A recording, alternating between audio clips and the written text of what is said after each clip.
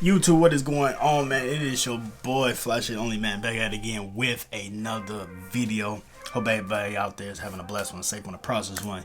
You dig? Check this out, man. We finna go ahead and jump into this video real quick. Basically, how to step up, how to make your photos on Instagram look way more better, way more just professional looking and stuff like that. If we can have, you know what I'm saying, just the most craziest, most unique photos on Instagram. Now, there's not no true way of doing it, really. And there's a lot of things that people don't understand and stuff like that. This is what people really don't tell people. It's whatever you think that will look good. That's how you should edit your photos. It shouldn't be no 1, 2, 3, 4 type of step process and stuff like that. It's whatever you think your photos will do when you edit them, will make them look the best that they will look. Just have the image in your mind and just set it out like that. Now, y'all should already know when it comes to me taking photos on Instagram or taking photos period, I either use my iPhone 11 Pro Max or I use my Sony camera. The majority of the time I use my iPhone because I got it on me at all times. And I never know when I want to snap a picture because, you know, so I'm always on, you know what I'm saying, looking real fly and stuff. You know what I mean? But when you want your photos to look way better than just regular default looking photos, you're gonna have to take a couple more steps and do some editing on your photos for your photos can look a lot more better. So let's just go ahead and jump into it before I can show y'all what I'm talking about. First thing that I need to do, let me start screen recording. 2, 1, record. Bam, that is up and running.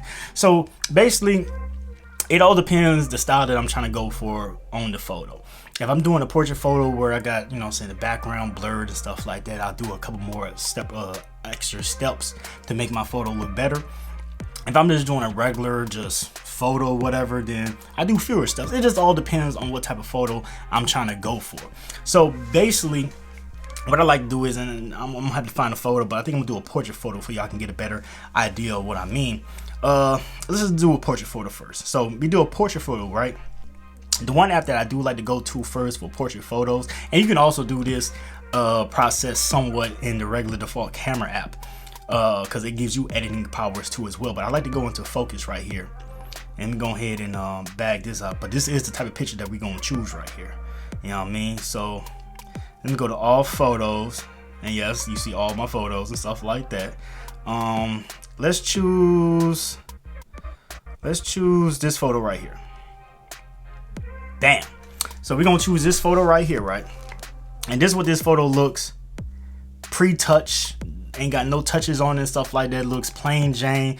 You know what I'm saying? You can see the background looks the plainest, you know what I'm saying? No, nothing edited and nothing like that. It's just as is, right? So the first thing I like to do is this one step right here. I like to add more of a bokeh to the background blur.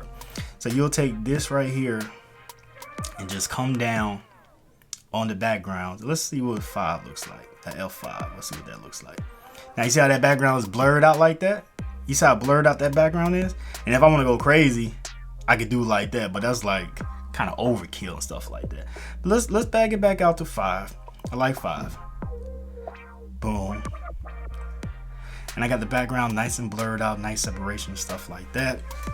And this app is cool right here, man. You can do a lot with this app. You know what I'm saying? But I like to go to next. I like to go to shape. In shape, I like to change it to like a 7. It's already on the 7, so we're gonna leave it at that. Then I like to go to highlights, kind of make the lighting a little bit more pronounced in the background. So you can see the difference when I have it all the way down. See how the lighting looks. Then when I have it all the way up, see how the lighting looks. But I like to bring it to like right there. That looks good. And the next thing I like to do from there is come to lens. Now basically what lens does, lens pretty much it just makes the background of the photo, or the background blur I should say, it pretty much, you know what I'm saying, change it to different type of lens sets and stuff like that. So right now the background blur looks like this, but if I go to like a lens like this, see how the background changes. See how I can manipulate how the background looks. So that's all pretty much this does right here.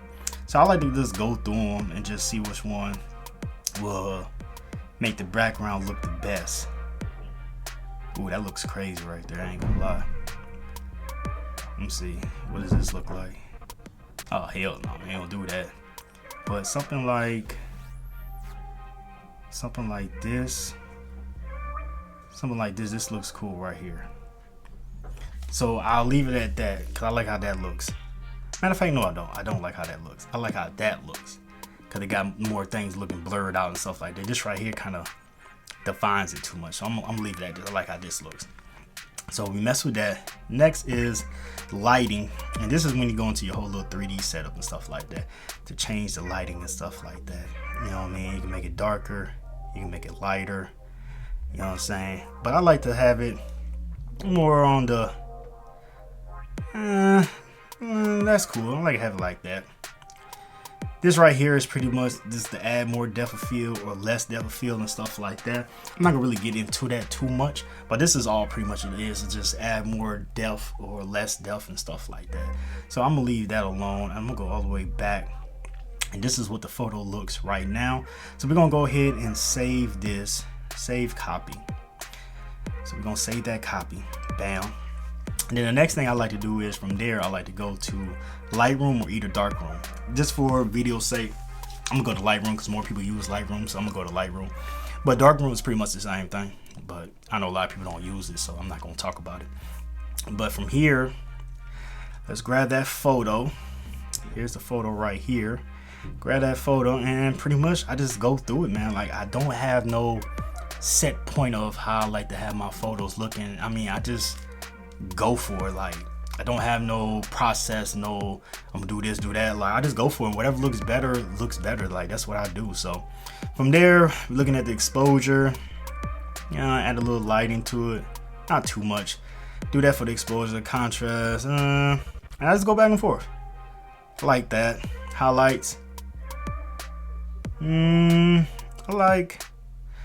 like that yellowish look back there, so I'll do it like that. Shadows, we're gonna do it like that. Whites, we'll add some more to them lights back there in the background. See that? And we're gonna do it like that. Blacks, gotta have the blacks going crazy, you know what I'm saying? So colors, I like to add a little bit of a kind of a bluish tint sometimes depending on the photo. I mean, we could add a more of a warmer tint before it can match the background, but that little blue set, I like how that little blue set looks. And I just go through the colors, man. Sometimes I don't even add too much to it. See what this looks. That looks good. See how this looks. Boom, look at that. See how the colors is coming out and popping. I'll do that right there. Boom. Okay, so we did color, effects, texture. Depending on the style that I'm looking for, I like to add a lot of texture depending on the style. Let me see, clarity. You can do that.